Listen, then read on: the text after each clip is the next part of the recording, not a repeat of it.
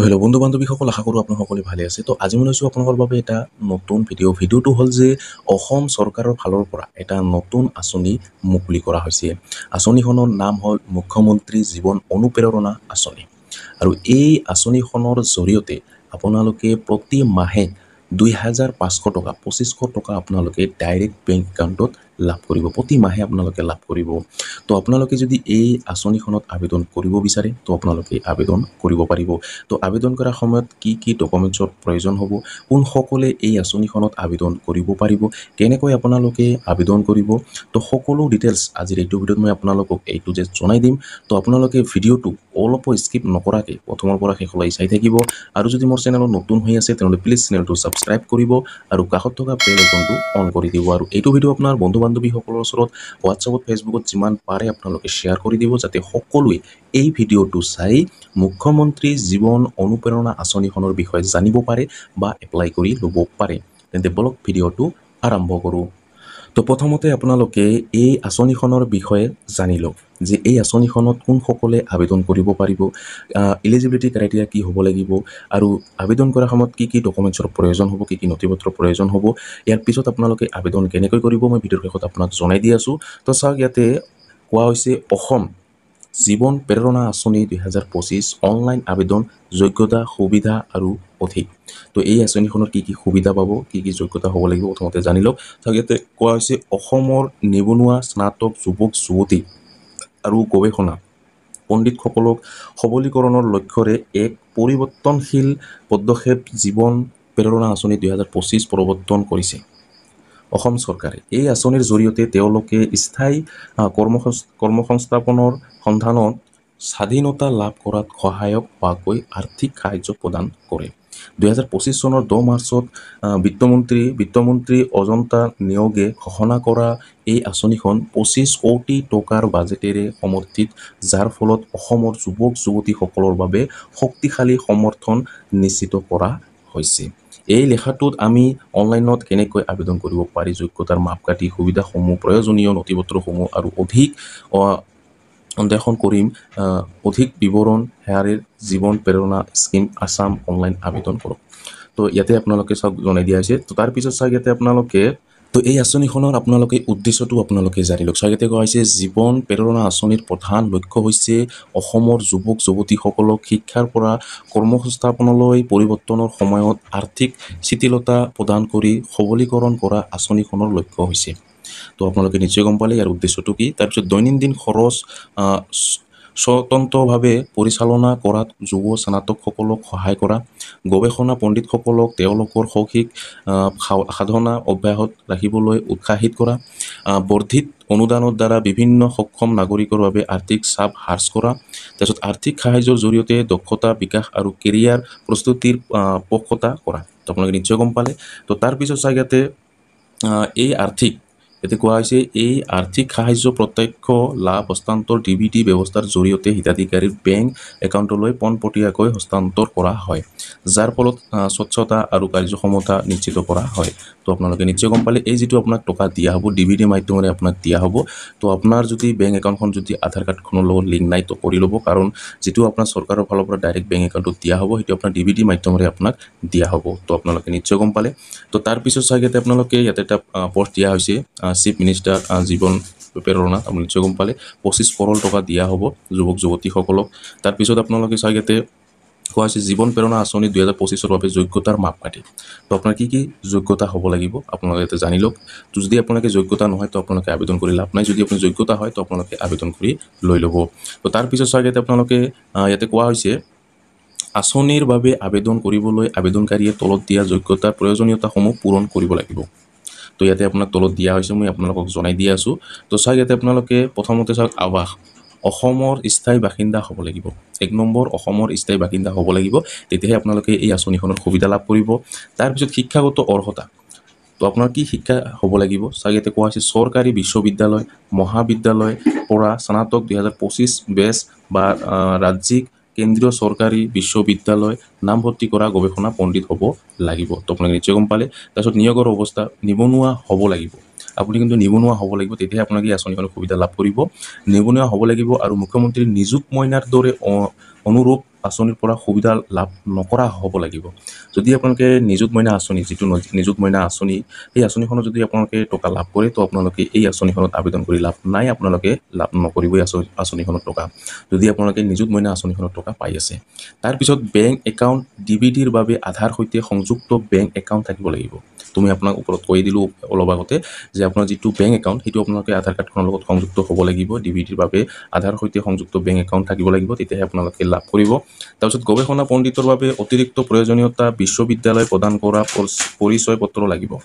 তাৰপিছত বিভিন্ন ক্ষমতা সম্পূৰ্ণ আবেদনকাৰী 50,000 টকাৰ অনুদান লাভ কৰিবলৈ চিকিৎসাৰ প্ৰমাণ পত্ৰ দাখিল কৰিব লাগিব। তো আপোনালোকে নিশ্চয় গম পালে।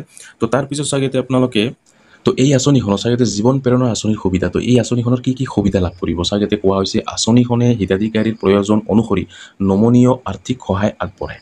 মাহেকীয়া ষ্টাইপেণ্ডটো 12 মাহলৈকে প্ৰতিমাহে 2500 টকা হিতাধিকাৰীৰ বেংক একাউণ্টত পোনপটীয়াকৈ জমা কৰা হ'ব। তাৰপিছত এককালীন অনুদান, এককালীন ধন হিচাপে 25,000 টকা 25,000 টকা জিলা উপায়ুক্ত DCৰ পৰামৰ্শ অনুসৰি উপলব্ধ।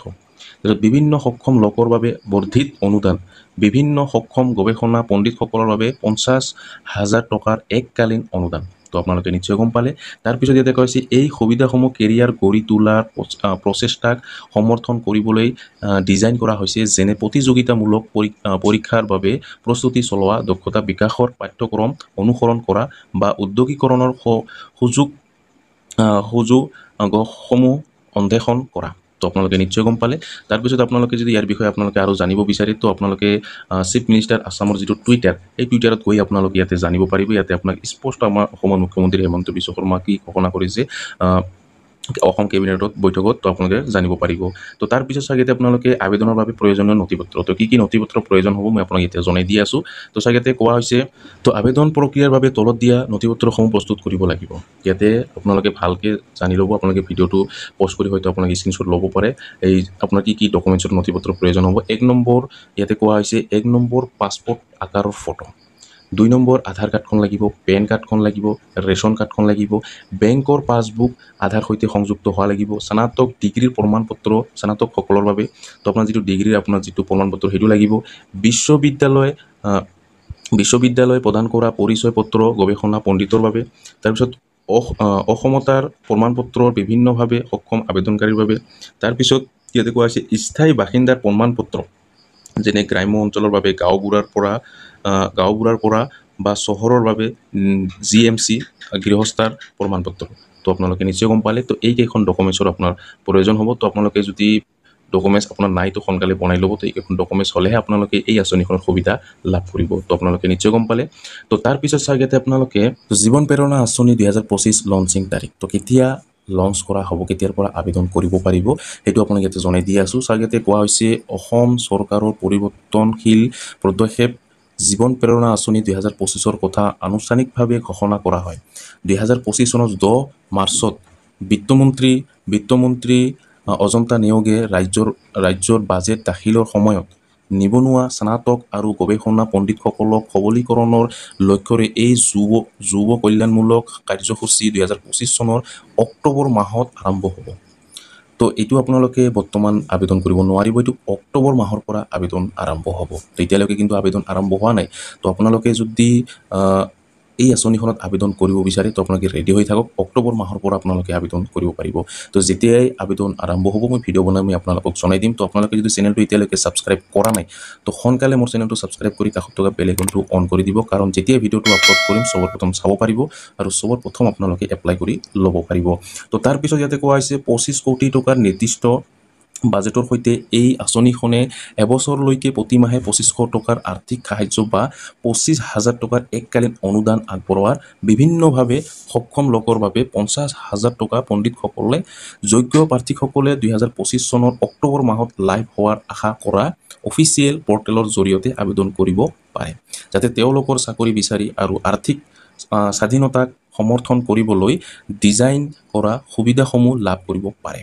শেহতীয়া ঘোষণা আৰু আবেদনৰ সবিশেষৰ বাবে জীৱন প্ৰেৰণা আঁচনিৰ অফিচিয়েল ৱেবছাইটত গৈ আপডেট হৈ থাকক। তো যেতিয়াই পৰ্টেলটো আৰম্ভ হ'ব, যেতিয়া আবেদন আৰম্ভ হ'ব এই আঁচনিখনত, তুমি আপোনাক ভিডিঅ' বনাই জনাই দিম, আপোনাক কোনো টেনশ্যন কৰিব নালাগে।